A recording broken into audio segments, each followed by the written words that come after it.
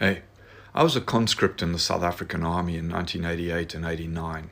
Used to have to do 2 years. 1989 was the last year of having to do 2 years of compulsory military service as Nelson Mandela was led out of jail and we moved towards the first free and fair elections in South Africa.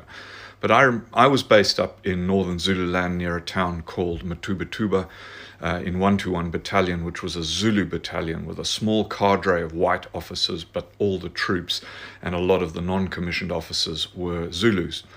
And one of the things that was going on in my area, because I was the law officer covering a very large area of northern Zululand up to the Swaziland-Mozambique border, was a small group of recce officers. That was like our equivalent of the SAS, Navy SEALs type soldiers, training local Zulu men to go up to the townships and the mine hostels around Johannesburg and in the Transvaal to deliberately foment racial tension and violence with other tribes based in those hostels and townships.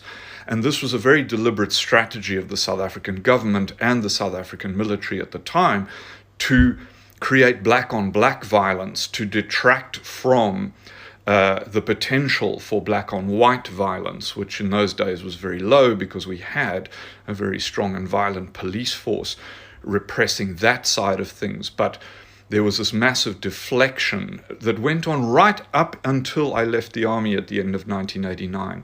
And a lot of white people don't know that, is that there was a very deliberate strategy, because what white people in South Africa at the time, and no doubt for some period afterwards, were often saying is, these blacks can't run a country because they're always fighting each other. These tribes hate each other, right? The Zulus hate the Xhosas, who hate the Ndebele, who hate this guys, the Pondos, and this kept saying that basically that blacks were too violent to run a country. And what most people have no idea of is that violence, that intertribal violence, was fomented by the white South African government, army and police force very deliberately.